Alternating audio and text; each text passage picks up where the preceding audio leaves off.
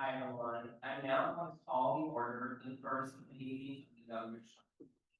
We'll begin with roll call. Appointments. Present. Commissioner Matt, Present. Chair is present.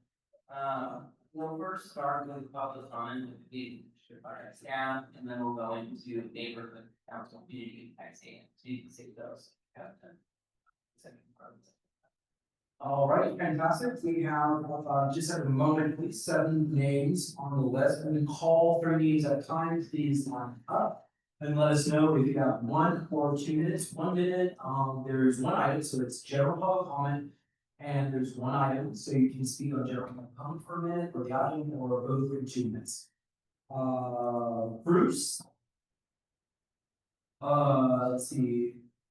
I can't, is that an Espinoza last name? Perfect. And, Marwanda? Perfect. Those 3, please come up.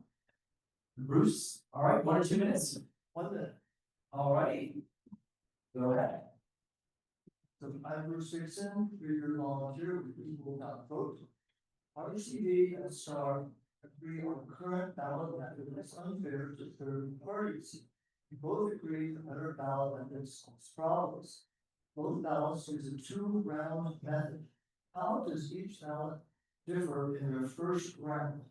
RCD ballots ask voters to rank each candidate, 1 candidate for each rank. Voters are penalized if giving 2 candidates the same rank or skipping a rank. On the other side, STAR asks volunteers to score each candidate 0 to 5 stars. No penalty for giving additional candidates the same number of stars. According to our cited paper, ranking does allow voters to express how much they prefer their favorite over their second and third choices, but yet scoring does. And so it's a cited paper, and Thank you for your time. Before we go to our second monitor, I have transition services in the back. If you don't mind, you can introduce yourself.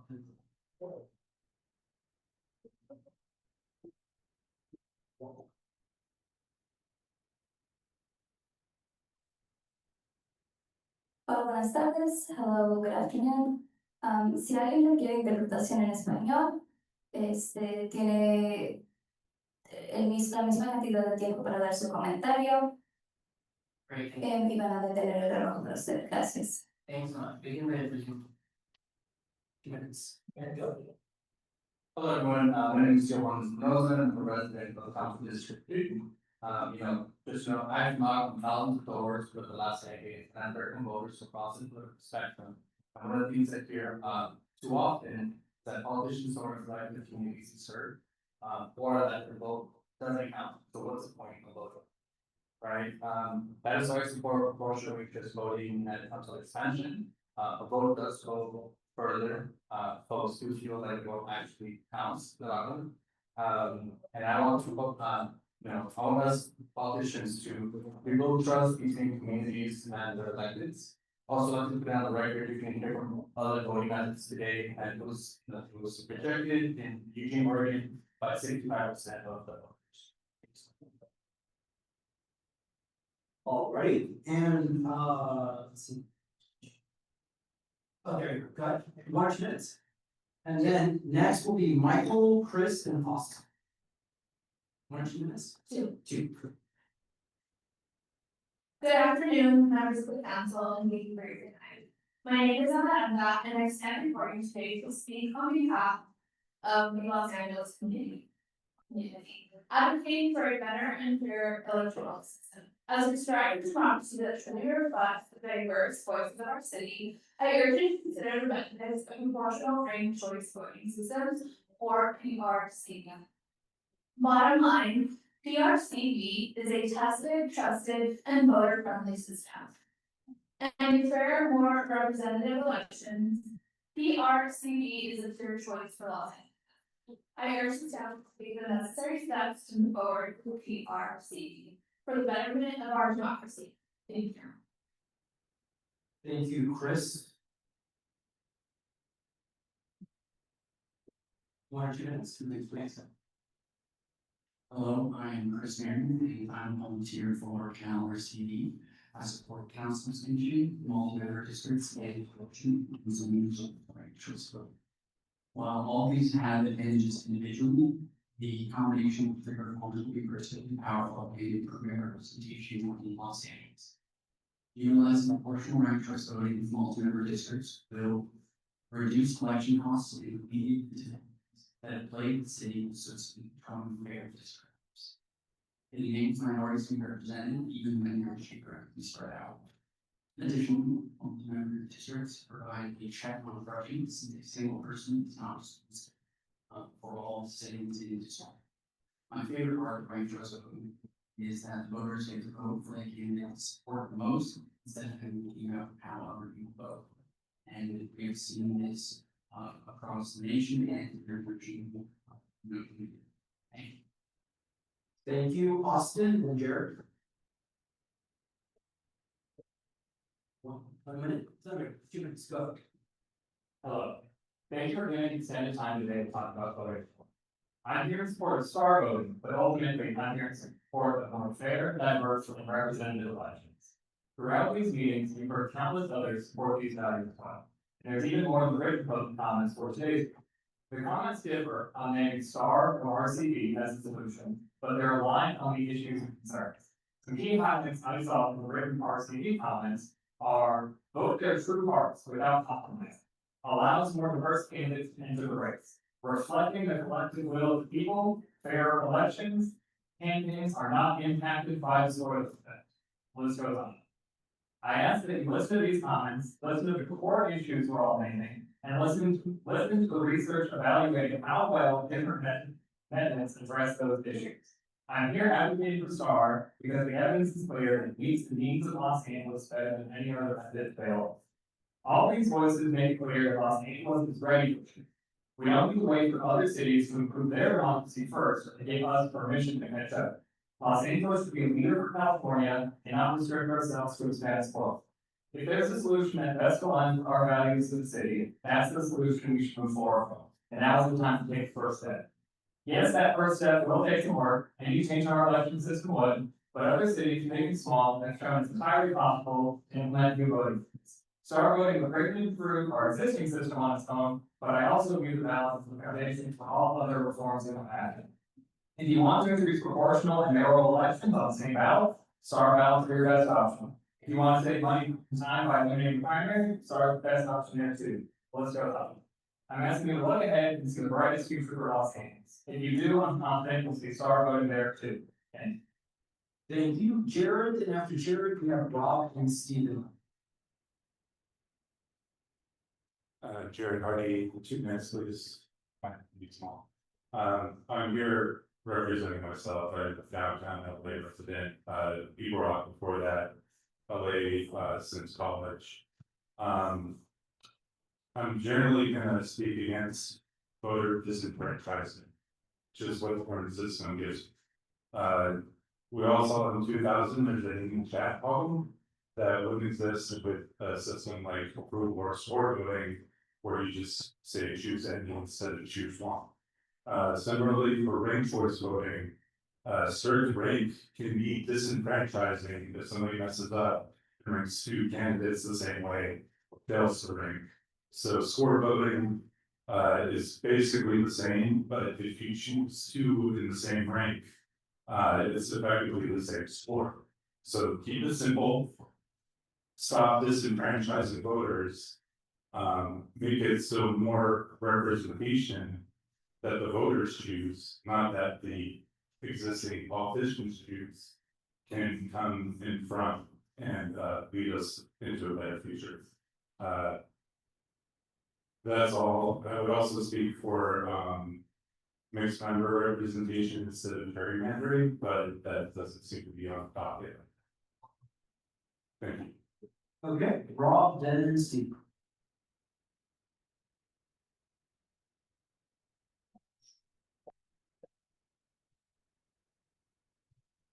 Hi, Rob Vaughn, I'd like to speak for 2 minutes.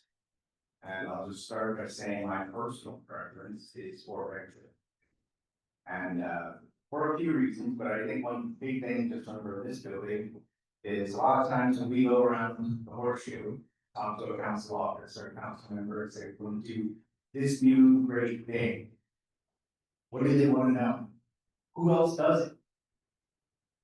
They wanna know who else does it.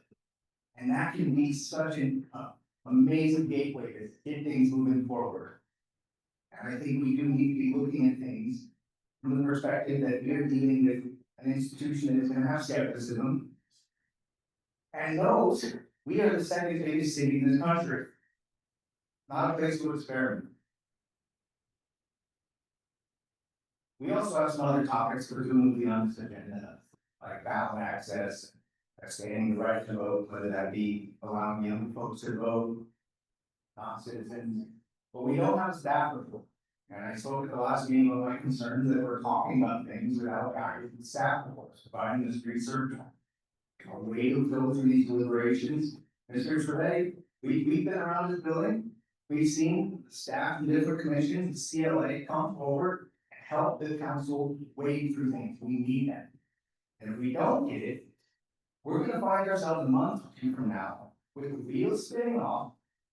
And people inside and outside of this building saying, stop. We need to pump the brakes and punt. What this building loves doing, punting. That is why you're here, and they wanna punt again. So I ask you, please, make sure that this staff, this commission gets itself together. We had a conversation about expanding remote public comment, bringing that here. I hope that better be something that's on the agenda. And 2 minutes, thank you, Stephen.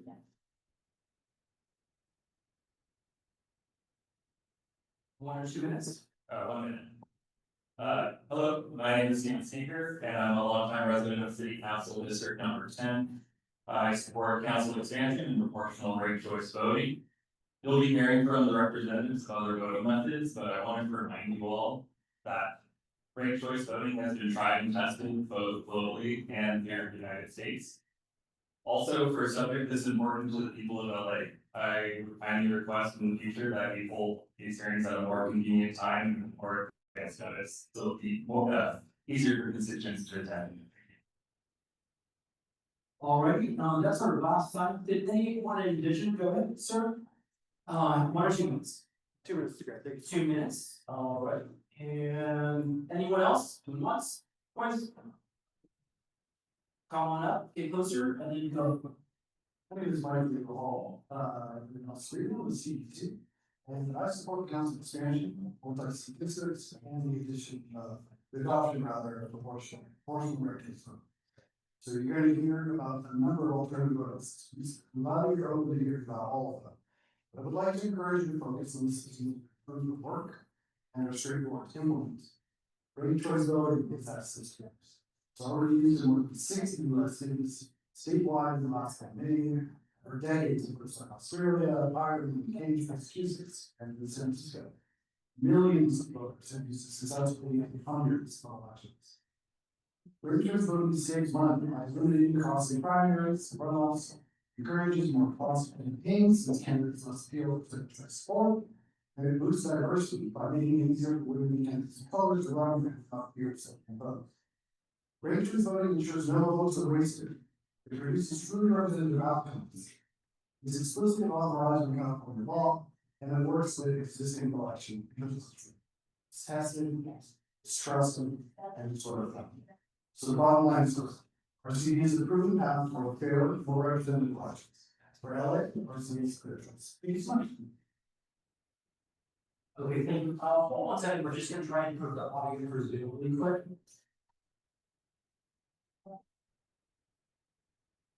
I'm just gonna unplug this and see if this will be better. Okay. All right, we'll find out. All right, sir, 1 or 2 minutes? 2 is fine. 2 minutes. All right, 2 minutes. Okay, this will move the audio for some people. No test. Let's test. Let's go ahead. Let's test. Yes, that right into the microphone, thank you. Thanks, my name is Paul Coakley and I'm a homeowner in Van Nuys. My wife has been here for her whole life, I've been in the city for 21 years. Both my children call the city home.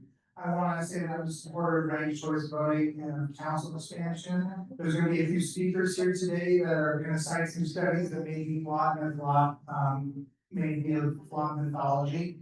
I will be emailing some counters to these, proposals to you after the meeting, and time during the meeting day is Thursday at 4 o'clock, which is hard to get to. I can bring my son, when he's from Thursday, he's like, he's gonna come sit through this with us all, but I wanted to be here because this is really important. Proportional ranked choice voting is groundbreaking reform. That is not only proven time and again, but this city is ready for that moment. It's an incredible opportunity to show to the rest of the state and to the rest of the country what we can do here with real reform. We're sitting in this meeting, remember, because of some really unfortunate stuff that happened a few years back that kind of made our city the laughing stock of the country. And we've proven reforms that provide better representation, better results for everyone. We can be a shining example for that. So as these presentations happen today, I would ask you to take into account, these three different methodologies, really ask yourself, why is it that one of these methodologies is being adopted, everybody's look, tens of millions of Americans are now voting using ranked choice voting, and with some of these other methodologies, you'd be hard pressed to find them used anywhere outside of classrooms and factions. So thank you very much. Thank you. Very last, Nick. Everyone. 1 or 2 minutes. 2 minutes, please. Good evening, commissioners. My name is Nicholas Gudo. I am a member of the Ecuador Community Council, and I'm speaking as the founder of Political Advance. And I also urge you to about 2 reforms together for the meeting: ranked choice voting for all state elections and expansion of our 29 members.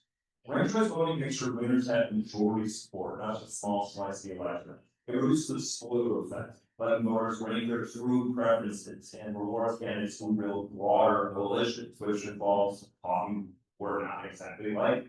It also eliminates the need for policy runoffs and turning taxpayer dollars to depress turnout, especially at a time when we did less of work to waste any money at all. Instead, get an instant runoff in one election. This means more legitimacy for our state leaders, less cynicism for voters, which is, I think, underrated in our time and all we want. But legitimacy also depends on representation. While Senate is the most underrepresented resident of any major US city, and almost any city in the world outside of liberal autocracies, each council represents about 270,000 people. And by contrast, the average city in Los Angeles County, when you move to LA and Long Beach, has about 79,000 residents. I was at a neighborhood council meeting last night, and Mark Funches, one of the fantastic field deputies for Lucio Martinez. Mark Funches, a field deputy, has more constituents than the average city in Los Angeles County. So, expanding 29 councils to cut districts down to size where people can actually reach our representative while still being larger than most cities in the county. And it would also allow for actual representation so that not multiple communities are lumped into one district, where we can't realistically have a single council member accurately reflect the culture and the needs of every single member of their constituency, even if they're fantastic people. Together, the choice voting council can get multiple words with one cell. They are not going to focus to our input this commission.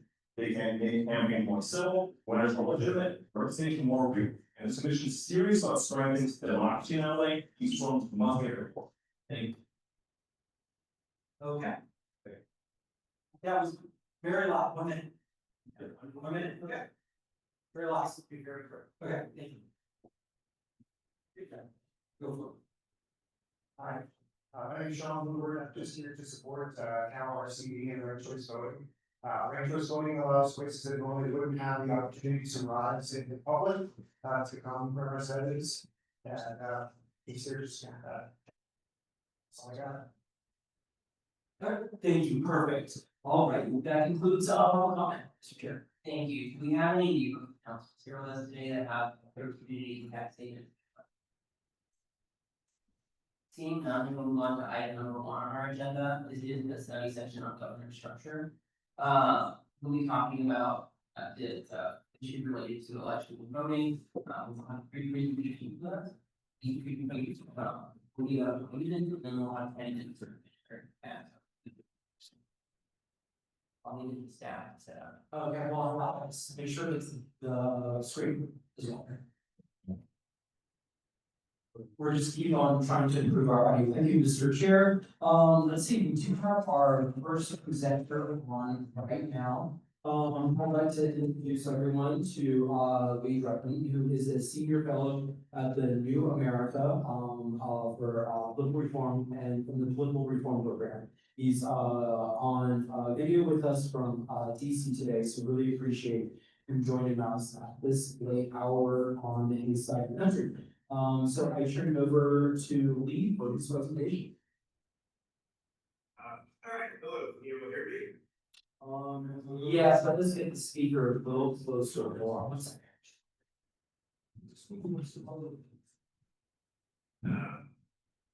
Okay, how's this, is that better? You just put the microphone on the computer. All right, I'll keep talking, you tell me when the sound is good. Yeah, just keep talking. All right, let's keep on this talking, I'm excited to be talking to you all. Hello, Los Angeles, great from Washington DC. It's a real delight and honor to have this opportunity. Should I just present now? Perfect, yeah, I think we're good to go. Okay, great. All right, so I'm a senior fellow, as mentioned, in the political reform program with Washington Think Tank New America. I've studied electoral systems quite extensively over the last many years. So I'll just offer a few thoughts and impressions, lay out some potential options. So, I've already been listening in a little bit here, and I think a number of people have already made the point that the council could stand to be a little bit bigger. Just for comparison, New York City has 51 council members, Chicago has 50 council members. That's more than both more than 3 times the size. So as many people suggested, I think to make the city council more representative, expanding the council size is indeed a good idea. The other problem I think that you might want to think about is just the use of single winner districts, which create zero-sum fights, particularly in diverse districts where who gets to represent that district. And generally I support proportional representation on both. There's some options around proportional representation, but I do think that single winner elections really do create unnecessarily divisive politics. The other problem is what I might call fake nonpartisanship, or apologies, but there's this idea of nonpartisanship, but we all know what party people are for the most part, and the political parties are incredibly important as institutions because they help to signal to voters who these candidates are and what they stand for.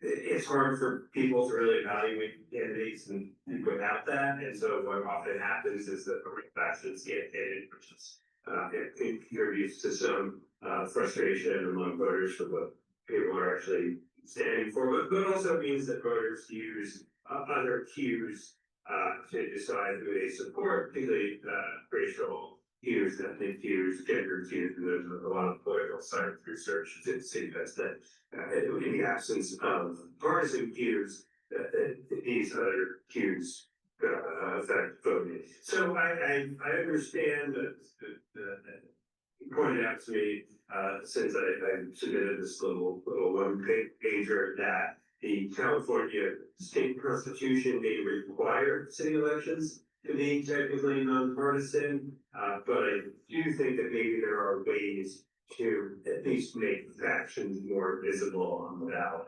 for issue for voters. So one option, and I think that's maybe the option that ultimately makes the most sense for city of Los Angeles is proportional representation with ranked choice voting. Some people vote PR, CV, some people vote single transferable vote. It does work with the existing nonpartisan structure of the city, and basically what you might do where you adopt something like this is to create larger districts, requires larger districts, probably create 5 representatives per district, increase the council size, maybe 30 to 45 seats. And then the transferable vote system means that voters rank their candidates and votes get transferred until, 3 members remain in 3-member district or 5 for us. Remain in a 5 district. And, there are different quota systems that you can use to allocate votes. Now, one, issue with this, and I'll come back to this when we talk about single winner ranked choice voting, is that the ranking can sometimes be a little bit confusing for voters who might not have preferences across multiple candidates.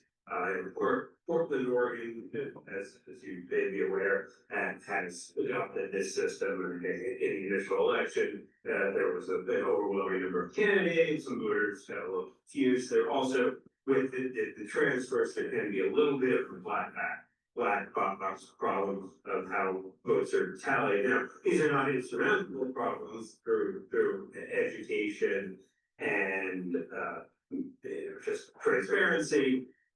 Voters can be educated. Now, one thing that solves some of the cognitive burden on voters of having to go through a large number of candidates is to offer group lists or slates. Cambridge, Massachusetts, which is long used this system, is scoring some stuff with it around this. Portland is now realizing that some form of grouping or slates or clarified endorsements might make this a little bit more manageable. Now, Australia, which has used this system for their Senate since 1948, has in recent decades moved more towards grouped party lists. So initially, you were voted with, and then in Australia, you're then voting and you have to rank all the candidates. But that turned out to be a lot for a lot of voters. So increasingly, Australia has moved to what they call above the line voting, where you just pick among different party lists and you rank those lists in order. And consistently, 95% of Australian voters prefer that system because it means that they just can, shoot the party and shoot the party's rankings all at once without having to evaluate a bunch of different candidates. So I think that solves some of the problems in there that may cause confusion in a system of proportional or state. So that's, that would probably be the system that would make the most sense. But I want to just offer two types of proportional representation. One is a mixed system, which we have, districted. They maintain the existing districts and then add citywide proportional council members. So this is a mixed system is used in a lot of countries. New Zealand and Germany are model democracies in the idea of having mixed systems. Some seats are elected through individual districts, some seats are elected proportionally citywide, and the advantage of electing certain candidates citywide, maybe you have 15 additional, maybe 30 additional, is that there are a lot of interests that are not concentrated enough in a single district or even a single 3-member district to get representation, or certain groups or interests that would benefit from the opportunity to have a candidate who would only need to get 5% if you have 20 citywide seats, or even less maybe. Now, there's pros and cons to that system, which I'm happy to talk about. But one challenge for a city that's technically nonpartisan is you need to have some way to group candidates, potentially through slates, and that can create some challenges, although there are certainly advantages to doing that. A third form of proportional representation is the most widely used form of proportional representation, it's called token proportional representation. And that is a system whereby parties put forward list candidates in larger multi-member districts, and voters select one candidate from that list, and then all party candidates get their votes tallied up, and then seats get allocated by party. Again, because Los Angeles is a nonpartisan city, and it may be difficult to have parties, that may be a more difficult option. On the other hand, there may be ways to organize slates and work within the system. The advantage of that is, of a system like this, is that it's less cognitively demanding on voters who don't have to worry about branding a lot of candidates. Again, there's a way to do PRS TV that makes it easier for voters who don't want to have to research the dozen candidates or approved lists. A fun fact is that the LA Charter Commission in 1913 recommended open list PR for Los Angeles, and it was voted down. The history books tell you that the Los Angeles Times came out strongly against it as a socialist plot. Effectively kills it. But and with kudos that history going a different way. Los Angeles might have been the model open list PR city in the United States. Another issue is, I know the discussion of whether to do ranked choice voting within the single winner seats to preserve the existing single winner seats, and whether the move to ranked choice voting would be an improvement over the existing two-round system. Now, in many ways, the two-round system and ranked choice voting are actually quite similar. They both are trying to get one majority winner. It's just the ranked choice voting does it in one election, the two-round system does it in two elections. Now, the argument for ranked choice voting doing it in one election is it's cheaper to run one election than two elections. The argument for having two elections is by narrowing it down to two candidates, voters can see there's two candidates head to head. Additionally, I've studied ranked choice voting pretty extensively. I've read this point 60 or 70 studies on ranked choice voting that have now come out. And generally, looking at the research in totality, I think it's kind of a mixed bag.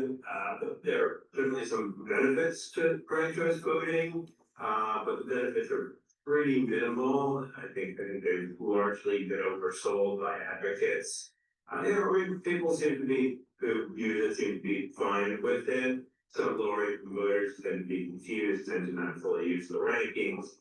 At the end of the day, 95% of the time you're going to get the same result for single plurality election and a ranked choice voting election. So just doesn't seem to make a whole lot of difference in the single winner context. I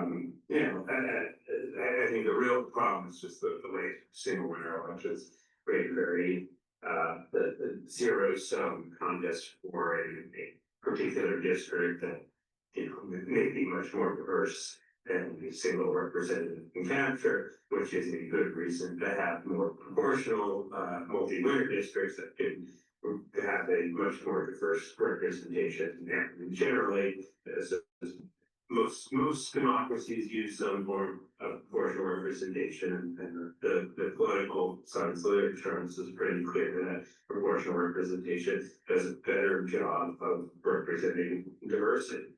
It generally produces a more diverse set of representatives across gender, across race and ethnicity, and across age. So, I think that,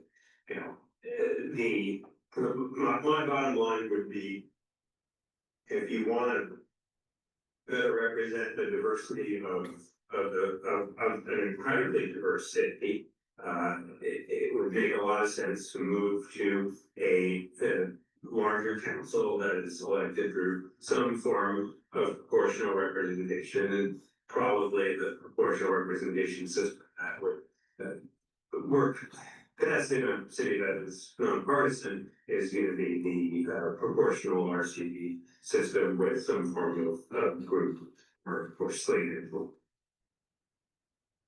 Other options might be worth considering. Great, thank you so much.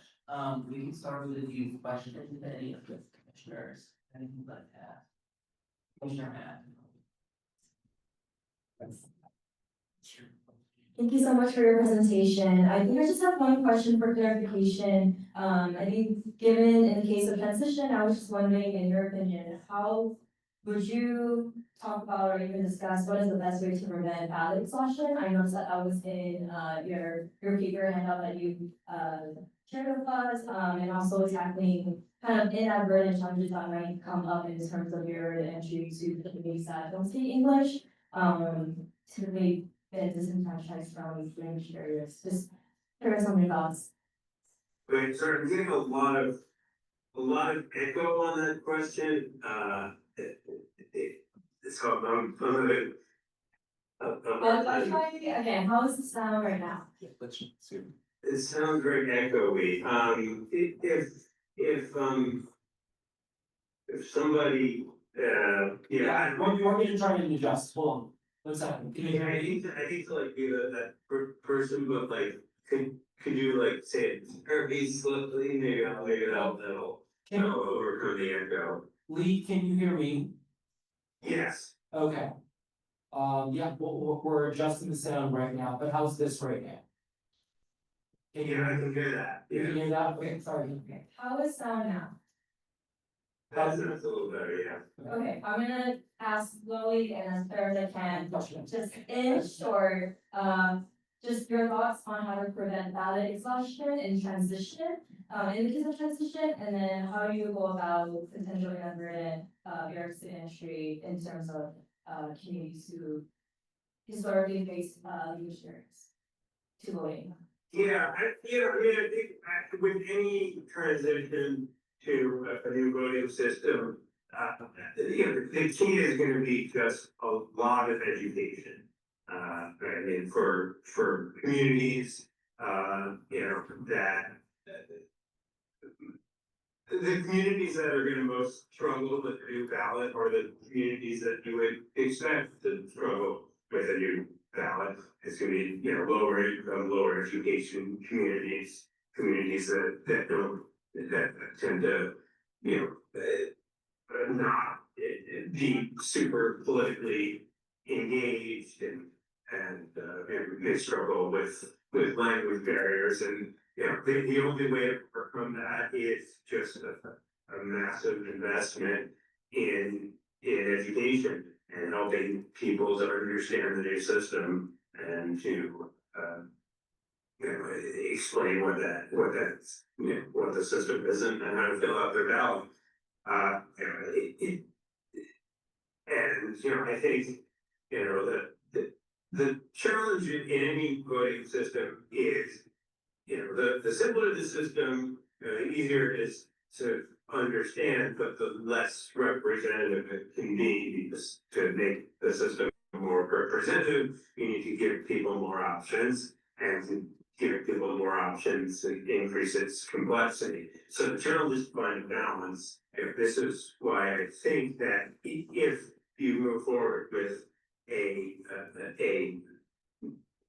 ranked choice voting system, ideally a proportional system, you figure out some way to design a ballot in which voters can just check a party or a slate list or a group list, that they know is going to represent their interests and not have to fill out a bunch of rankings. That is the best way to prevent ballot exhaustion, is to create an option for voters to just basically vote for a slate.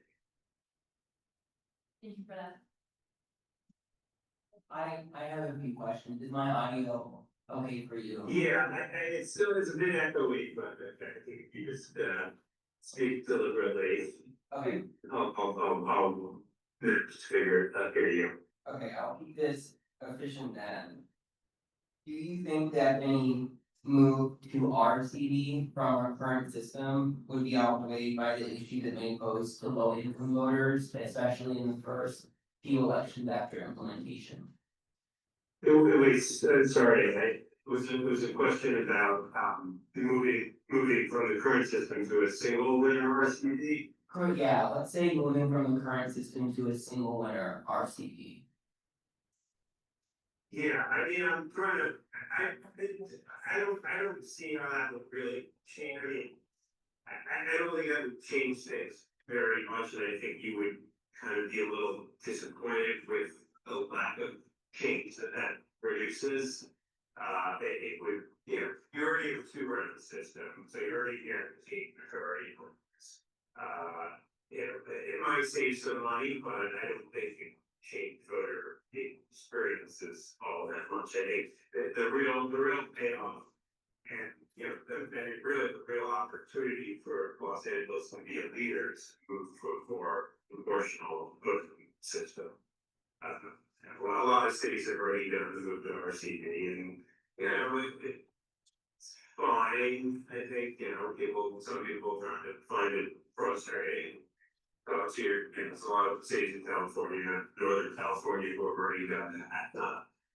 And I mean, the overwhelming evidence that I've seen on the rest of political science studies, and there have been a lot of them at this point, is that it just doesn't really, voting to single winner elections doesn't really, we're moving to the single winner for RCD just really doesn't change things all that much.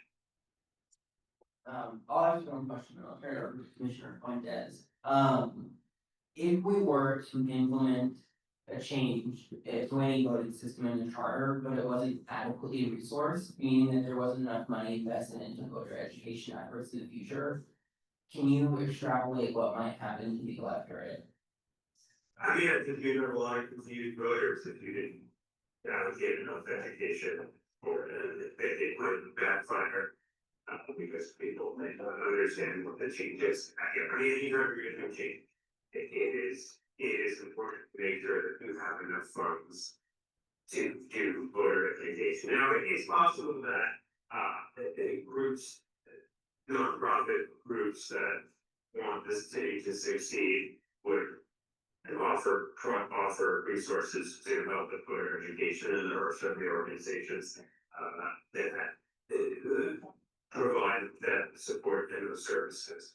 But you want to make sure that you have education resources that anytime there's a change in voting systems. Great, thank you, and I'll turn it over to Commissioner Fuentes. Okay, let me know if you can hear me. Yeah, I think I can hear you. Okay.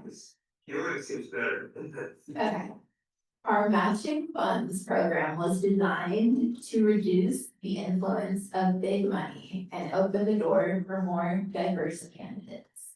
In your view, would structural reforms like ranked choice or proportional voting magnify those benefits? Or do we need to add additional safeguards to ensure equity?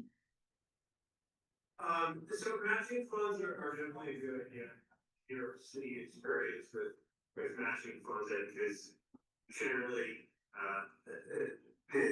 the evidence there is that it has improved the diversity of candidates running for office, because a major barrier is, sure you're aware, running for office is the ability to raise money. I think particularly when combined with the proportional form of ranked choice voting, I think it would have a positive additive effect that by combining proportional representation, which is proven to increase the diversity of candidates running and winning, and matching funds, which is also proven to increase the diversity of candidates running and winning, you have a very powerful combination there. Again, just moving to single winner RCD, I don't think we're change much at all. The real power is moving into a more system in terms of the transforming representation. Thank you. Any other commissioners or questions? Okay, I have a final question. It's related to campaign contribution limits, so feel free not to answer if you aren't familiar with this, but Los Angeles has very low campaign contribution limits, and that means that candidates are spending a lot of time fundraising because they have to have more money from a lot of people. And a lot of our ethics violations, that we are seeing here today are with regard to campaign contribution, limits being exceeded. Do you think there's any value in raising the campaign contribution limits so that candidates spend more time campaigning and not fundraising? I mean, you know, that's a trade-off there. Me, it's that, I mean. You have candidates who are raising more money from people who have a lot of money. There be the case in one case, and just the case with that reality, and that's fine. I mean, I think the matching funds is a better way to approach that problem than just raising the limits, because I think, that is more of an equalizer. I mean, or just outright, public funding of elections. Even publicly financed elections, and the idea is somebody's paying politicians, is people, the city, or is it a limited number of people who are contributing to the candidates? Right. I mean, the matching funds is essentially a version of public financing that requires people to do some small donor donations. The city of Seattle has used vouchers where every citizen gets, a certain amount of money that they can allocate towards whichever candidates they want. And there should be modestly positive results from that, increasing the pool of candidates who are able to run for office. So I generally think that if you're worried about issues of campaign finance, the best solution is just to provide public support for candidates who want to run for office. Great, well, thank you so much for joining us all the way from DC. We really appreciate your insight and your perspective. Well, I appreciate the opportunity to come to you virtually, and I enjoyed this conversation, so thank you for inviting me.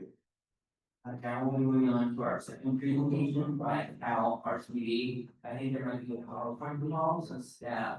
Yep, just give us a minute to get everything set up, switch out. Thank you, Lee, thank you so much, have a great night.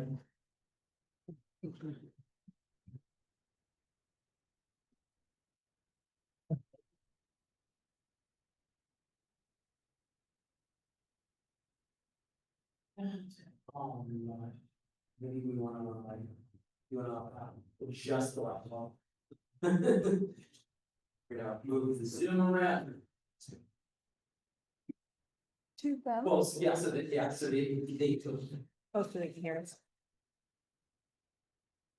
Oh, yeah. I'll have to figure out microphone. A mic for Mike? Very good. We don't put plastic on. I know. Yeah. Okay. All right, good afternoon, commissioners and staff and everybody else in the public. My name is Marcela Miranda Caballero. I'm the ED here at Cal RCV, and here with me today is Michael Feinstein, former council member and mayor of Santa Monica. Hi. We are here today to talk about proportional ranked-choice voting, better elections for LA, and encourage you guys to continue studying PRCV as this process unfolds through the Charter Reform Commission. Next slide. So before we start our presentation, I just want to chat a little bit about Cal RCV. We are a nonpartisan nonprofit that's dedicated to raising awareness on ranked choice voting and getting it passed throughout several jurisdictions in the state of California.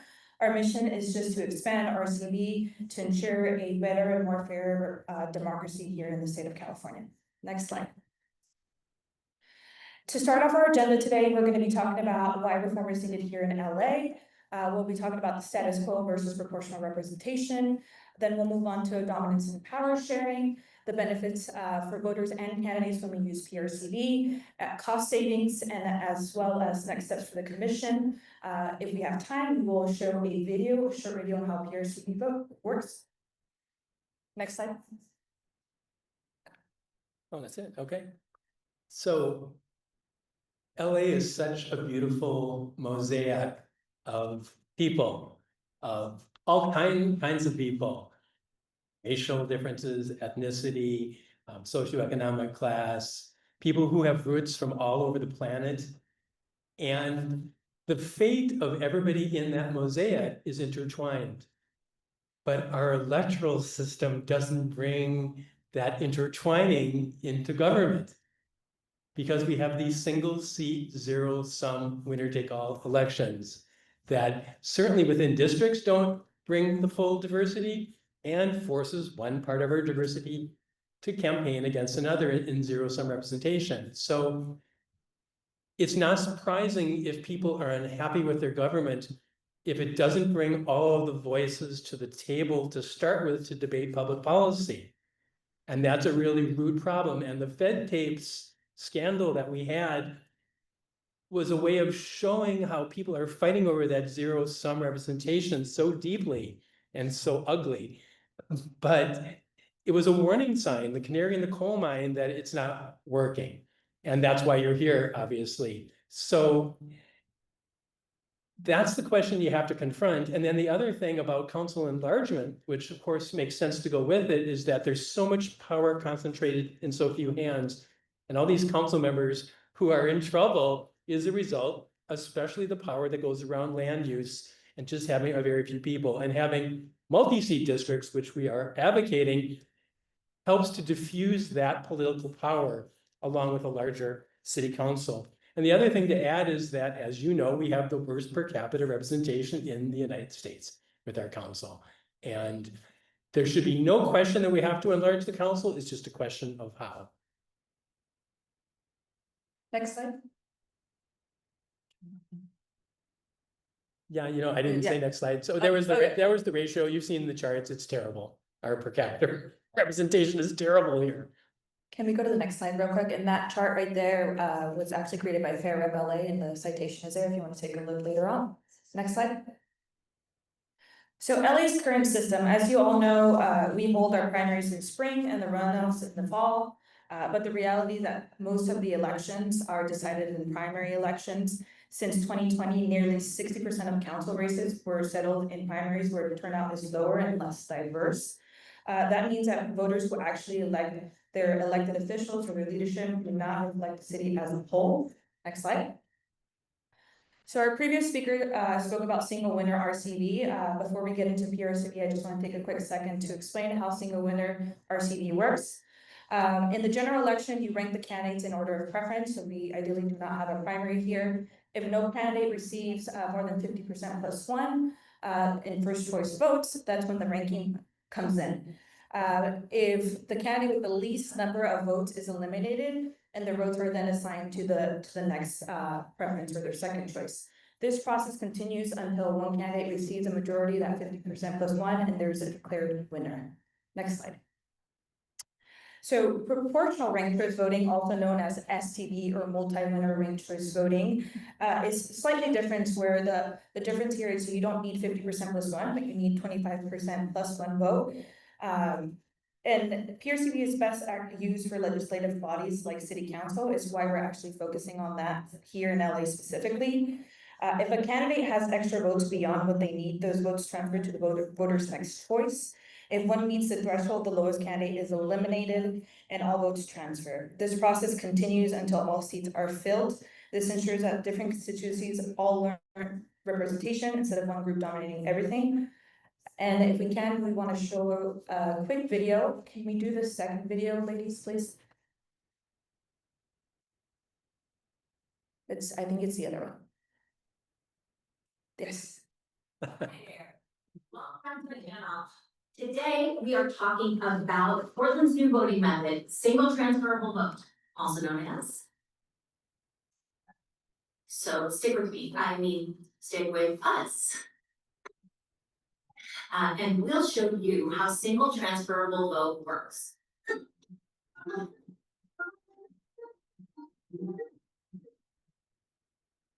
In this video, we're going to unpack Portland's new voting method for city council. In 2024, voters in Portland will have the option to rank candidates on the ballot. Then those rankings will be used to elect the 3 most popular candidates in each district. Say hello to your candidates. There are 5 of them, but there are only 3 seats. What to do? To get one of these seats, they need to reach the threshold. With 3 seats available, the threshold is 25% plus 1 vote. Why? Think of it like dividing a cake. If 3 people take just over a quarter, then there's not enough left for anyone else to get a full slice. Let's say in this election there are 100 votes. That means the threshold is 26 votes. We'll start by counting everyone's first choice. Let's see. Wow, Mike's our first winner. Way to go, Mike. Okay, remember, Mike only needs 26 votes to win. Let's move Mike's extra votes, also known as surplus votes, to the second choice on his voters' ballots. But we're not just going to move the votes above the threshold, because then only those voters get to support their second choice. Instead, we'll move an equal portion of every vote for Mike to the second choice on that ballot. If you're the type of person who does fractions for fun, here is the math. For the rest of us, let's just say that Mike keeps only the votes he needs and the rest is divided equally between voters' second choices. And now Bling is the threshold. Nice job, Bling. Okay, there's 1 seat left, but no one else has enough votes to be elected. We have to eliminate the candidate with the fewest first choice votes. Sorry, Gus, you have the fewest votes, so you're out. All votes for Gus now move to his voters' second choices. This time we can move the whole vote because no part of it can count for Gus anymore. And that means Bard wins a seat. Hey, Bard. And that concludes our election. Congrats, councilors. Okay, let's recap. With single transferable vote, voters rank candidates. Votes are counted in rounds, and candidates can win with a combination of first choice votes, surplus votes, and votes from eliminated candidates. Aw, guys. So if you want your favorite candidates to get as many votes as possible, make sure to rank your ballot. That's it for today. If this video was helpful to you, don't forget to hit that like button. And for more info, go to rosecityreform.org. Okay, bye! Thank you. So as you can see, this video accurately represents how PRCB transforms the system. Instead of electing 1 person, you get to choose 3 people that will accurately reflect the community. Additionally, can I go to the next slide, please? 1 more. And 1 more. Additionally, this video was used as an example to voters in Portland, Oregon, who currently uses PRC. So where are ranked ballots used? RCB isn't just an experiment. This is not new or untested like other systems you might hear about or have heard about. Here in the US, more than 50 cities and jurisdictions have adopted RCB, and internationally ranked ballots have been used for over 100 years in Australia and Ireland, and for 70 years in Cambridge, Massachusetts. Can you go to the next slide, please? Thank you. So the difference is simple here between single winner districts and multi-winner proportional districts. Under the status quo, single winner elections often produce unrepresentative results. One group dominates the other, fewer women are elected, and entire communities are left out in certain instances. It's a difference between dominance and shared power. We know that the size of city council here in LA needs to be expanded. And we need more council members to accurately represent the communities. But if LA sticks to single seat districts, we would still face serious challenges creating enough majority Black, API, and Latino districts to guarantee that these communities have a seat at the table. Early mapping that we have done has showed us that it would be extremely difficult to accomplish this, given that a lot of communities are spread out, especially the API community. We're looking forward to presenting some of that mapping on the October 16th meeting. Can we go to the next slide, please? Excuse me, yeah. So what happens in a current district that has a mix? And maybe when you look at the maps by precincts, a good portion of the city either has a Latino majority or plurality or a white plurality or majority. So those communities have the best chance to influence the election of a candidate of their choice in districts that are drawn there when there are single seat districts. And even if you go to a lot of single seat districts, you still have that demographic. What happens under proportional ranked choice voting is the second and third seat are in play to more of the diversity in that area. And therefore, you might have 2 Latino and 1 Black, or 1 white, 1 API, 1 Latino. It'll vary around the city, and it makes these places just so more rich in the representation that we have. Now, a couple of interesting examples of how it plays out. We've had a situation in CD 15, which is stretching down to the port, where we've had a white person from San Pedro for 50 years representing the area, but you also have Watts, you also have Harbor City, you also have Wilmington, and we've never had anybody from those districts.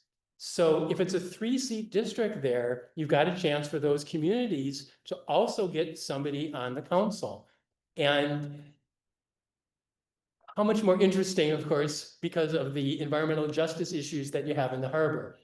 Koreatown has been continually divided last time into 4 different districts in order to provide representation for other groups in a PRCV district with a lower threshold with the 25%. So say you have a larger district, Koreatown is there and should be able to win a seat on its own compared to what we have today. So the dynamic is just more of a rainbow of the people in LA. And the other, to take Commissioner Fuentes' question about the public financing dollars, a lower threshold means you can campaign and need less to win and more to people who already share a point of view. When you're trying to get a majority, often you have to spend a lot of money to send mailers. I know, I've run for office, to people who don't necessarily agree with you, but you got to get them to win. So the combination of the public financing together of this is magical. Next slide. Do you want to talk about coalition building a little bit? Yeah, I mean, you're going to have the dynamic now. And again, I get this from having run for office. Right now, you want to clear the lane politically to get other people out of the race in a single seat district who might have a shared view with you, because your only chance of winning a winner-take-all election is to be that person. In a 3-seat district, let's say that there are 4 candidates that want to see a new big park in the district. And the support from voters, instead of me trying to knock down the other ones, the support of all of them can ultimately congeal together and consolidate. And you see that on a range of issues. And the New York mayor, am I talking the New York mayor? Yeah, the New York, this Mandami, who just won the Democratic primary, the 2nd place finisher, and he campaigned together. We had the same thing with Jane Kim and Mark Leno for mayor in San Francisco a few years ago. They campaigned together and said, vote for one of the 2 of us and then vote for the other of us with your second choice. So it changes from the negative, awful dynamic we have where to win, I have to bring you down, to a more of an issue-based dynamic. And that, of course, will get voters to be more positive towards the system and less turned off. Next slide. One more slide over. Okay, so since you just talked about coalition building and for candidates, what the benefits are, I want to talk a little bit about increasing voter confidence. So with PRC, voter confidence, what we've seen increases. With our current system, as you might all know, and you've probably been in this position, you don't want to waste your vote. So sometimes you wait last minute to put in your vote or send in your ballot because you don't want to vote for a candidate that might end up dropping out when the time comes for the election. We saw this actually in 2022 in the mayoral election here, when both Mike Thier and Joe Buscaino dropped out to avoid dividing their votes. And you know, with PRCV, we avoid having that issue where voters feel like their vote is being wasted, and then also, you know, candidates don't fear you splitting the vote eventually. With PRCV, voters know their preferences count and they have more confidence in the system. As you see here on the slide in Portland, 80% of voters helped elect at least one candidate that ended up winning or that they supported. So with PRCV, voices go further. Next slide. Mike spoke about this just a little bit ago about Mandani winning in New York City recently, and Leno in San Francisco. This also increases candidate confidence, because you can actually sub-endorse, other colleagues of yours that are running in the same race. So you feel like you can focus more on the issues, on the policy. It reduces negative campaigning. It doesn't eliminate it, but it does reduce it because now you're focusing on the real issues. Next slide. Before I talk about the public financing, which I did a little bit before, I want to mention that Rob Bonta, the state attorney general, has already come and said that there's not enough Latinos on the council here. The current system, okay, so public financing dollars that if you only have to apply to one election instead of 2 elections, the public financing dollars go further. And they go further also if you need a lower threshold to get elected than the simple majority. There's a lot of pressure on the public financing dollars here already. And if we go to more council seats, there's going to be more demand on public financing dollars. So if you combine it together here, you're better off. The dollars will go further. And I also just want to mention this is where I was thinking with the Bonta thing, from a Voting Rights Act standpoint, it shouldn't just be how you draw districts, but it's what electorate is choosing. And we know that folks of color in LA vote in higher percentages in the general election than they do in the primary. So we are literally now holding elections at times when a less diverse electorate is choosing. It's just so wrong. The other thing with the financing here is that one election instead of 2 is going to save the city money as well.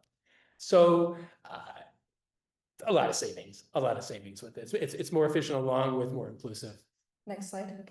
Just spoke about election cost savings. Next slide. So PRCB in conclusion is the time is right now. Council expansion is on the table. We definitely think you should be studying PRCB along with council expansion, and the public is ready. There was a poll that was conducted of 800 likely voters about 2 years ago by FM3 Research and 71% of respondents say that they prefer ranked choice voting over winner take all. Next slide. The more people that have a seat at the table means less people who are on the menu. For the implementation, approve it by the voters in 2026. The education campaign that the chair asked about, we would have until the 2032 elections. So there's a long time. The county would have time to go ahead and implement the system, a lot of time for public education, and it goes into play in 2032 along with the new districts. Side. Yeah, and we'll be back on October 16th to really show the demographic difference by mapping with different size councils, both with single seat and multi-seat, to really see in reality what the differences would be. And that in the end is, I think, going to be very determinative. Thank you. Thank you again. We look forward to your questions.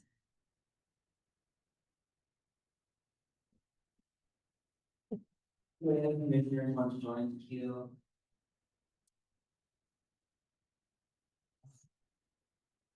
Thank you for your presentation. I appreciate the breakdown and even the timeline that we gave towards the end. I have a couple of questions. I'm just gonna start with one first and then you can go around. But I think you talk a lot about turnout and folks engaging in election vote and primary and in general. I think given your expertise in proportional racial voting, what do you think are the implications or the impact of the effectiveness of this electoral system or this election system if turnout in LA continues to remain low? So I think what we've been facing is low turnout overall generally, and so what do you, what are your thoughts? We're in a city that isn't working well. There are socioeconomic core issues for the livability here that aren't working. So if people don't have a voice in that, they get more disenchanted and the frustration level goes up. It's not good. Can I add on to that? Yeah, please. And when we talk about representation from different communities, we're not just referencing race too. We're talking about people from different socioeconomic backgrounds. We're talking about folks from different sides of the ideological spectrum. So to Mike's point, we want to get folks that are representing people because that way they feel heard, they feel inclined to vote. Right now, there's just no trust in government, and I think that's just across the board, not just in LA. So we want to make sure that the system is working for people, and essentially that's. The traditional debate is always, is it race or is it class? And the thing with PRCV is that there is a class, we try with Voting Rights Act to get at race. There's also a class with lower thresholds to get elected.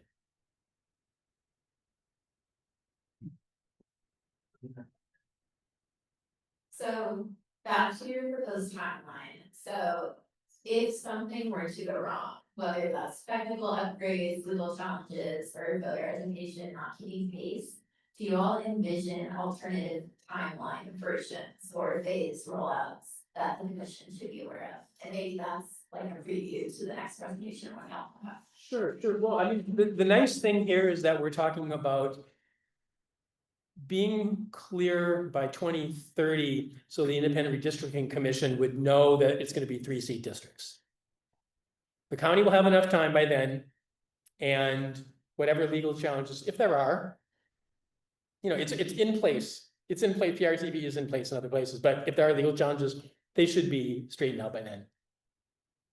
And we've actually had voter implementation done in less time, in New York City, for example, or in Portland, and so that voter education implementation aspect can definitely be done with this amount of time.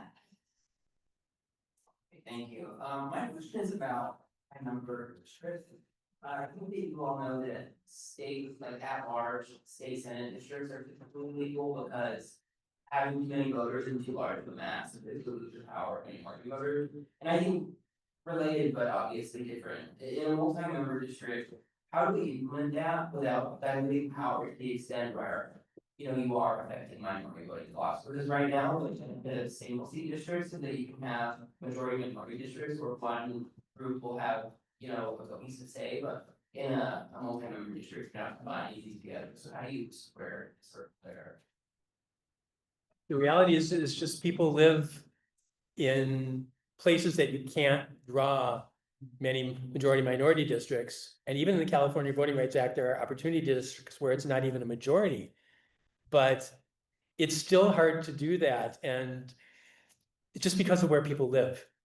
So if there's a plurality of 35% and you're next to a 25%, you don't get anything today, even if there's a lot more seats.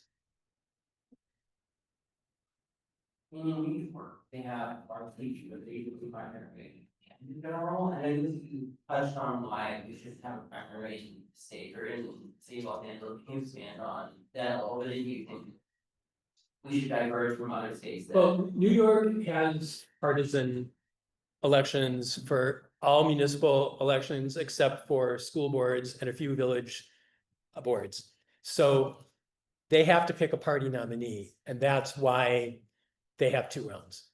Benefit that. Yes, we benefit. Yes. We don't have to worry about it. Yeah. I know that the presentation before that, a little bit about slates and other potential amendments to this, do you have any comments on? There are always going to be civic in Santa Monica, we had a 7-member city council. We elect 4 and then 3 staggered every 2 years. There are all kinds of slate cards that go out. Everybody's got one. And it's great. They're different constituencies and you have some idea of where people are at. And the people in Los Angeles, or the people in Santa Monica are no smarter than the people in Los Angeles. We could do it. People here can do it too. I think we have time for another round. I think my question very simple is what are post reaction outside of this room? I think one, you mentioned kind of LA County Registrar Office and part of the timeline incorporated in PSAP. Have you had conversation with the County Registrar Office? What are the reaction? And then 2, on the ground, like how are people, constituents of LA reacting to, I'm sure you guys are doing education and outreach, and so curious how that's been. So I think the thing with outreach is how you phrase a question. And if you say, do you think most people in your community should have a seat at the table of your local democracy? they go, yeah. So the rollout in education and all the columns that we're gonna be writing in the next couple of months, I think we'll go to that angle. And your other question was, With RCC, how has, was the registrar office? oh, yeah, County yeah, registrar- RCCC, of course, see, you're an insider geek too, yeah. So what Dean Logan said when they came up with the VSAP is that it is going to be capable of being added, but he wasn't gonna add it until cities asked for it. So if LA asks for it, you're 40% of their business, you're a big customer. And it would also be in their interest for other cities then that want to have the capability of doing it themselves. Dean Logan, the county, the RCC, yeah. Thank you. Focus groups, I know you said that you sort of data from polls that your college department has done. Have you done any focus groups of voters who may or may not be aware of this, it could be a little bit more representative than. So, the letter definitely thought to be done. We have not done focus groups yet, but if that's something that, if we do end up studying this further on this commission, we'd be open to doing something like that. I mean, if you guys get through October 16th and you feel at that point it's worth it, yeah, it'll happen. Okay, then we'll see. Okay, Denise, thank you so much for the time. Can I show just one more slide and you keep going right after the thank you? One more, right there. I have this at the end, if you guys wanna take a look later on, one of the speakers earlier did mention that, you know, this is confusing for voters. And we have exit polls from New York City specifically that 95% of all voters understood and they found it easy to rank their ballots, regardless of age, race, education, language spoken, and income level. Again, this is cited there on the link hyperlink, but if you do the proper education, I always say you get out what you put in. So if there's proper education, people are gonna understand the process. And the current system, as I've said in a previous meeting, is totally confusing the primary, because how do you vote when the vote's gonna split? I just want to say how cool this is that we have a 25-year-old chair for a committee like this, and the three of you, young, up and coming future of the city, that you're on a commission like this. It's really exciting. Thank you so much for coming in. Thank you for your service. Thank you. Yeah, one more presentation and then.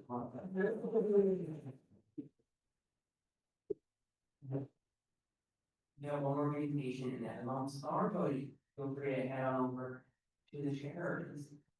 You think we've got their slides up and running? Yeah.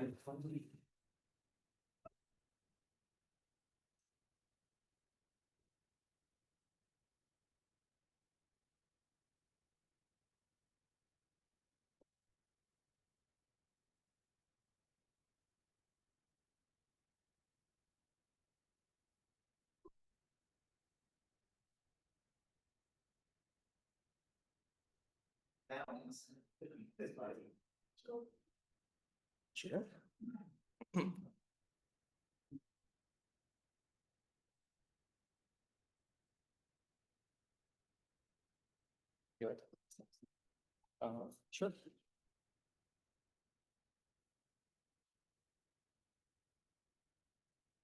Okay.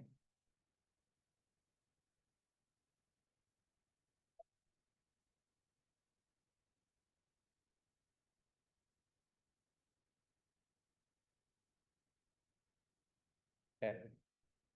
You can hear me? And this works. Okay. Hi, I'm Dr. Sam Davidson, and I'm a volunteer with the Equal Vote Coalition, a national nonpartisan nonprofit working on voting reform and focused on fighting for true equality in the vote itself.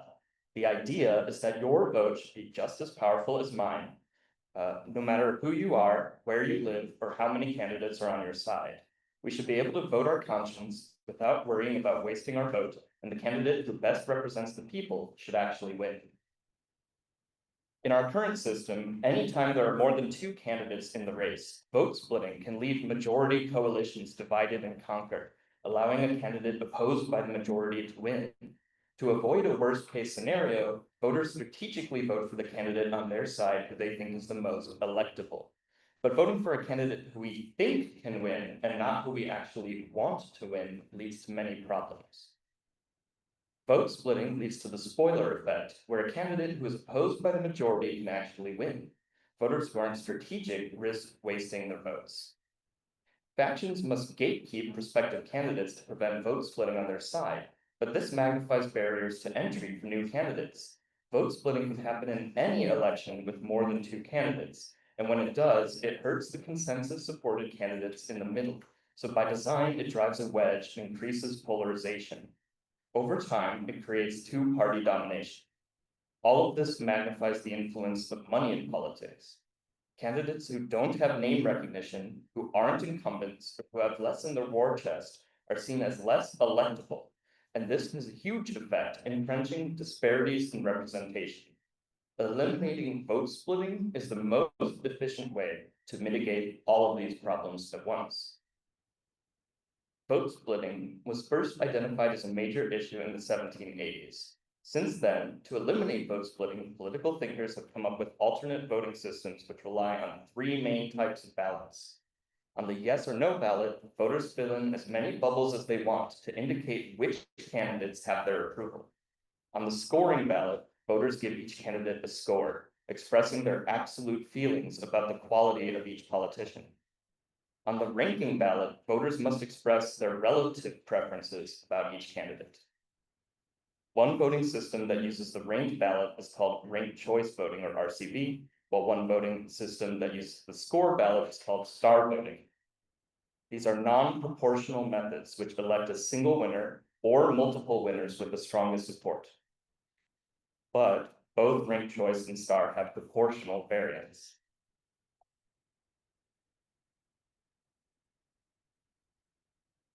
These proportional variants can be used to elect governing bodies that reflect the diverse electorate without requiring carefully drawn districts.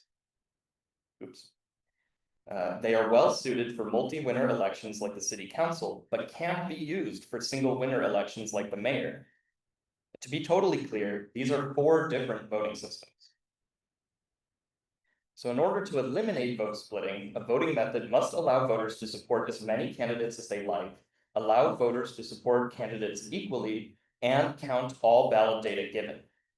Star voting, ranked robin, and approval voting each use a different style of ballot, but all 3 have the properties at the bottom of this slide, so they all fully eliminate vote splitting. Voting systems that require voters to pick just one candidate to support fail to eliminate vote splitting. Therefore, the choose one system used nationally and the top 2 system used in California both suffer from vote splitting. Ranked choice voting can partially mitigate vote splitting in less competitive elections, but vote splitting can still happen in close races under ranked choice because it fails all 3 of the criteria at the bottom of this slide. In real-world implementations of ranked choice, the number of candidates that voters can rank is limited, so it fails criterion 1. Ranked choice does not allow equal ranking, so it fails criterion 2 as well. Finally, it fails criterion 3 because some voters whose favorite is eliminated will still not have the rest of their rankings counted. Equality is one key prerequisite for a great voting method, since no voters should be at an unfair disadvantage, but there are others. A voting method should be also simple to use and understand, easy to tabulate and officiate, and easy to audit. It should be safe to honestly vote your conscience, and voters should also be able to express their full opinions. Winners should accurately represent the will of the people. Equal vote uses these 5 principles to evaluate and compare voting systems, and star voting embodies all 5 most strongly of any voting system. Relative to star, ranked robin is more complicated, and approval voting is less expressive, but they're still good. All we can really say in support of choose one and top 2 voting is that they're simple. Similarly, ranked choice is expressive, but that's all it has going for it. A 6th desirable quality in a voting system is adaptability. Star voting is adaptable, being compatible with single or multi-winner elections. Optionally, proportional star can be used for multi-winner elections. Single member and multi-member districts are both compatible with star. With STAR, no primaries are necessary, which would allow LA to save millions of dollars per election cycle. The March 2024 primary cost the city roughly $5.5 million. Conversely, STAR can be used for a primary that narrows a long list of candidates to 4 or 5 top candidates. STAR is fully compatible with election integrity principles. It is fully auditable and is Scantron compatible, doesn't require new voting machines or infrastructure, and the consistent ballot format makes it a good match for all ballot media, including paper and vote by mail. Results are calculated just by simple addition, so they can be provided quickly and transparently. Here's how STAR works as a voter. I think Andre would be the best choice for president, so I give him 5 stars. I think Blake would do a terrible job, so I give her 0 stars. Harmon and David are both equally good options, so I'll give them each 4 stars. In this case, I'm indicating that my second choice is almost as good as my favorite, but I could just as easily show that my second choice is almost as bad as my worst case scenario. In this case, that's how I feel about Erin, my third choice, so I'll give her 1 star. Information like this, where voters can show how much they support each candidate, rather than just their relative rank, is needed in close competitive elections. With STAR voting, you vote once and your ballot is counted twice. The 2 candidates with the most stars are finalists, advancing to an automatic runoff. Voters do not need to return to the polls because your original ballot counts as 1 full vote for the finalist you prefer. If you gave both finalists the same score, then your ballot counts as equal support for both finalists. In the end, whichever candidate had more votes in the automatic runoff round wins. In conclusion, STAR stands for score, then automatic runoff, and that's exactly how it works. The 2 highest scoring candidates are finalists. Your vote goes to the finalist you scored higher, and the finalist with the most votes wins. Here's a real-life example. The Democratic Party of Oregon has used STAR voting for some internal elections, including to elect the chair of the platform committee. In this case, after the scoring round, Peter Nortby and Spencer Trump had the most stars, so they advanced, while all other candidates were eliminated. Then Peter won the automatic runoff round by 5 votes. Here's a ranked choice ballot. The ranked choice algorithm can't handle equal rankings, so voters must give each candidate a different rank. This limitation is actually a major issue because some voters mark their ballots with equal ranks, misunderstanding the instructions. In ranked choice, equal ranking is the #1 reason for voided ballots. As a result, the RCV voided ballot rate is 10 times higher than the status quo. Not a myth. This is cited, this is peer reviewed. Marginalized communities with lower income, people with less education, and BIPOC folks have the highest rates of ballots voided due to equal rankings with ranked choice voting. STAR voting prevents this problem completely by allowing voters to give candidates equal support. Allowing equal scores has many benefits. Beyond making voters less likely to void their ballots, it also allows voters to weigh in on as many candidates as they want without needing more bubbles on the ballot. And voters don't need to keep track of what rankings are used up and which ones they can still use. Elections are all about outcomes, and accuracy of voting methods can and should be studied and tested. Using statistical analysis, this study looked at tens of thousands of elections under a wide variety of scenarios and measured how often each voting method would pick the correct candidate. The Choose One national system comes soundly in last place. The top 2 system used in California is notably better, but comes in second to last place. Next up is ranked choice voting with marginal gains over top 2. Like the first presentation was saying, the improvements are not always that big. Approval comes next and gets pretty good outcomes, especially when combined with the top 2 general election, and ranked robin performs similarly. STAR voting tops the charts. These studies also demonstrate that STAR voting virtually eliminated the incentive to be strategic when voting, since outcomes are roughly identical no matter how people vote.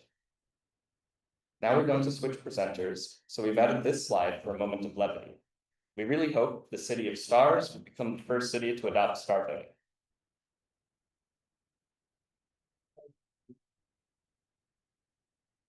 Thank you so much, Sam. Yeah, if the stars would align, that would be amazing. So I'm Arm Peter Kathleen. I'm the chair of the LA chapter of the Equal Vote Coalition. And I would like to focus on the question of why upgrade to STAR when RCV has so much adoption. I feel like that's kind of the elephant in the room and on the top of a lot of people's minds, so I wanted to address it directly. Both of these methods share a lot of benefits. They both have the expressive ballot, they both promote positive campaigning, and they both allow for eliminating the primary if you choose.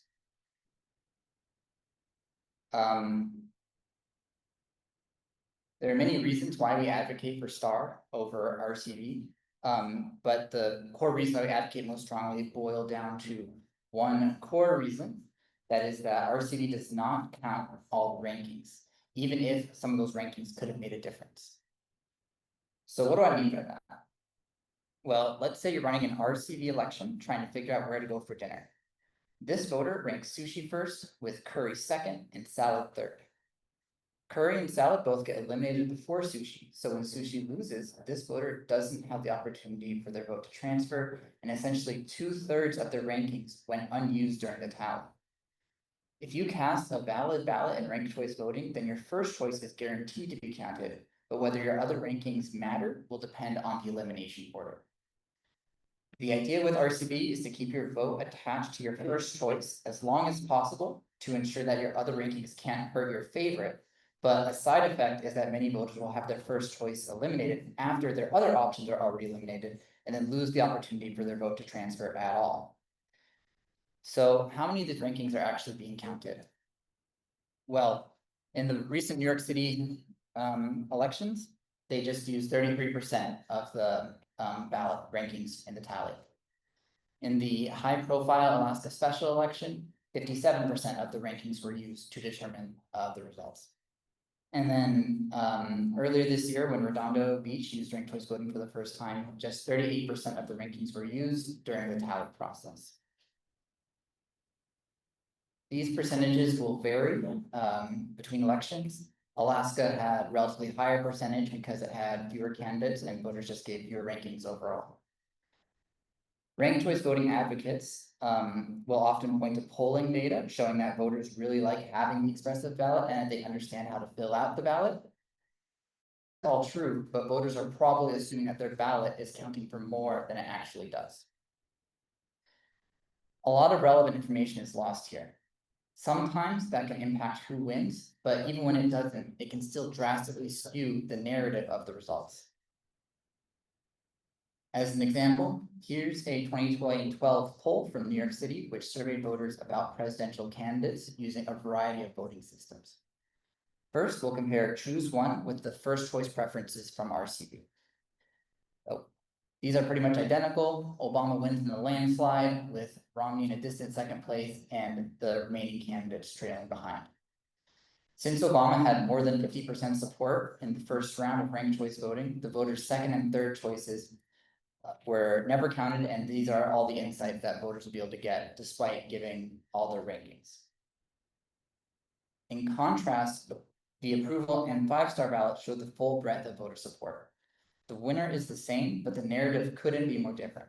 Jill Stein in particular went from 4% support to over 50% support when approval or 5-star ballots were used.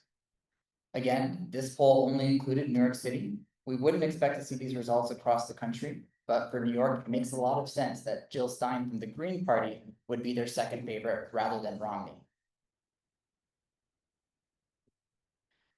We're also seeing this in real RCV elections. Here's what New Yorkers saw on election day just a few months ago.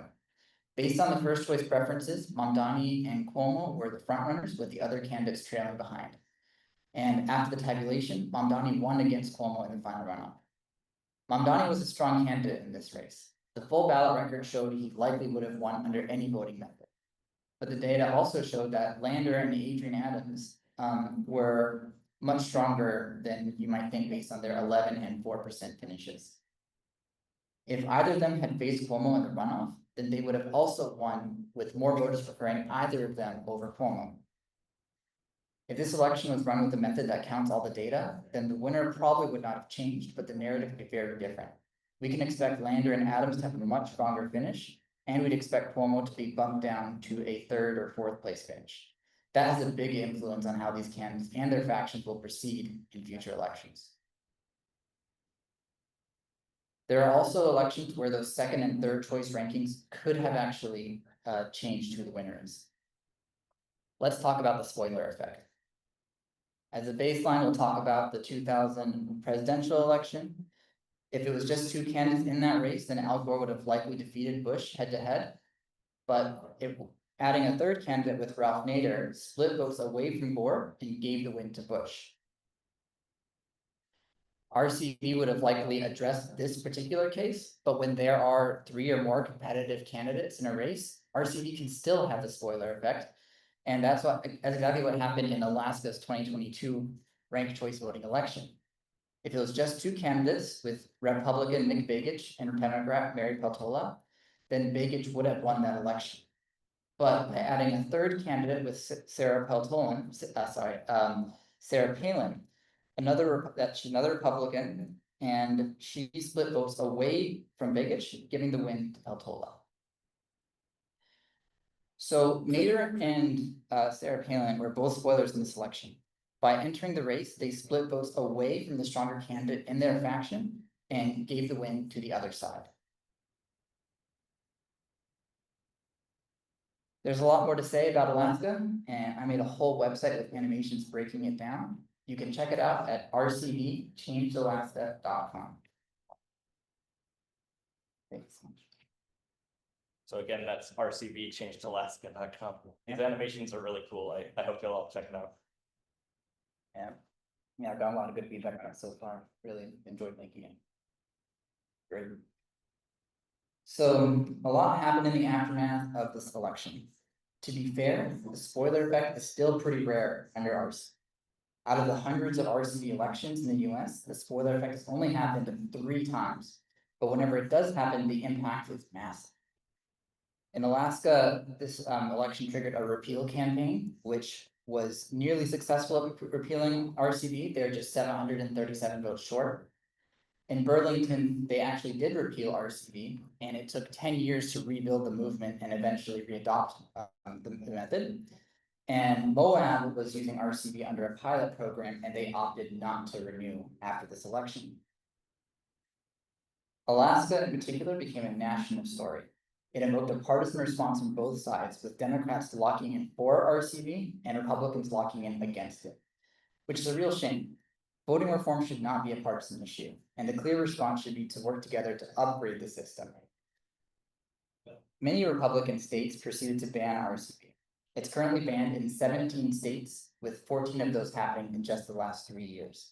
This also includes bans in North Dakota and Missouri, where approval voting was also banned through no fault of its own. We saw another development in the Alaska elections 2 years later. Despite still using RCV, candidate gatekeeping returned, and a dozen candidates dropped out to avoid vote splitting into their party. We see the same trend nationally. This graph is from a study looking at trends across 43 ranked choice voting cities. It found that the number of candidates running increased after RCV was adopted, but then fell back to pre-RCV levels after just a few election cycles. With all the work that goes into adopting a new voting method, it's kind of a bummer to see the trends revert to the problems of the previous system. The good news is you have another option with star voting. Star voting delivers on the vision of voter expression that our greater movement has been fighting for. With star, you don't have to worry about vote splitting or spoiler candidates. The 5-star scale is already an intuitive interface that voters use every day, and implementation-wise, it's just Scantron technology. Choosing star voting would level the playing field, so all voters have an equal voice regardless of political party and how many candidates are on their side. Los Angeles has a major opportunity to lead on this issue, and I hope you recommend to vote to implement star voting. So, thank you, that's all for us. Happy to take your questions. Our contact information is up there. Well, thank you so much for that presentation. I'm gonna start off by asking a couple of questions. I've heard in public comment a few times, but can you clarify whether star voting has been in any useful elections, or would this, if we were to adopt this, would Los Angeles be the first place in the country for this to happen? If Los Angeles were to adopt it, it would be the first. Star voting is ready for that. It has already been used internally by political parties, and this scaled ballot is already commonly used in research settings. In terms of whether a bigger city or a smaller city is the best place to adopt it first, bigger cities have a history of leading on these issues.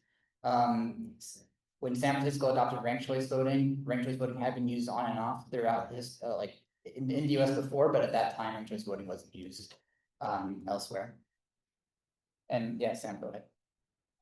I'd also like to point out that while STAR has not been used in a municipal election, it is just a modified version of a score ballot, and score voting has been used. And in fact, score voting is used to elect the Secretary General of the UN, and it's also used to elect the Latvian Parliament. Thank you. I have one more question. It has to do with something you mentioned with regard to the concept that if someone misvotes an RTD ballot, that it drops down. My biggest fear with any new system is that a low information voter or someone with limited English proficiency might fumble two ballots accidentally. You had talked about how it's possible for other forms of modified RTD voting or STAR voting to resolve such an issue. Can you talk about other forms of RTD that resolve that issue, and then whether or not STAR voting resolve that issue possibly? Sure. So Sam showed a slide showing the different range of ballots. And yeah, the big thing is that with STAR voting, but you have ranked choice voting first. So there are another family of ranked methods. We endorse a ranked method called ranked robin, where it resolves those ballot error situations where you can show multiple first choice rankings if that's your preference. And the results are also much more transparent and count all the ballot data. And there's organizations that are also moving to upgrade ranked choice voting to those Condorcet or ranked robin style methods. And yeah, STAR voting also achieves this. It's very difficult to make an error on your ballot in STAR voting because equal scores are allowed. You don't have to worry about skipped ranks. If this example was a ranked choice voting ballot where 2 columns are unfilled, depending on the jurisdiction, that has the potential to void your ballot. So that's another thing you don't have to worry about with a STAR voting ballot. So it's very difficult to void your ballot, and all of the issues that we see with ranked choice voting in terms of that would be addressed with STAR voting. That's really helpful. Thank you. Yeah. Commissioner Hopkins.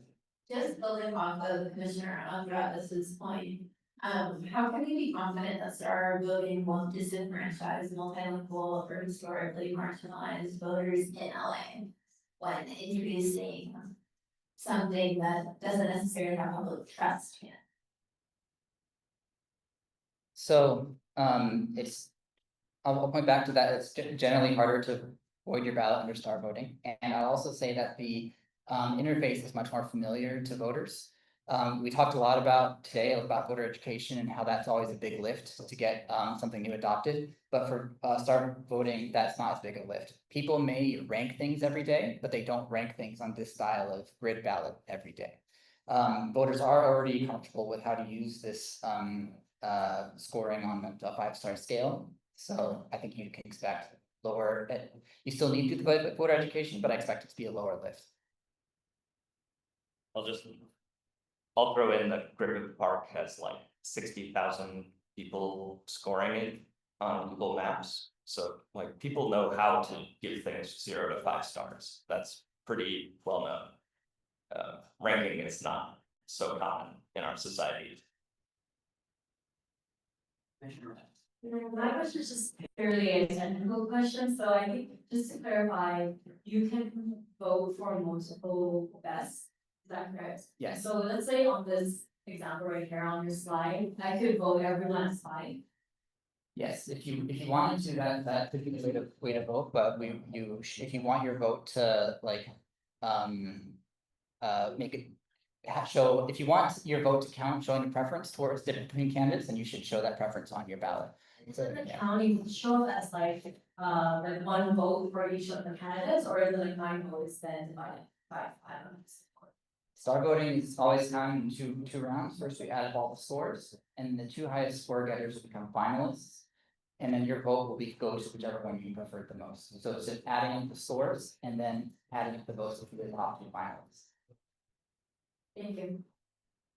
And yeah, well, thank you so much for joining us today. We really appreciate it. Thank you all so much.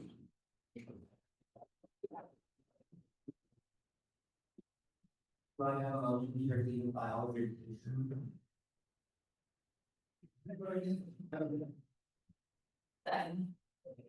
these are received and filed.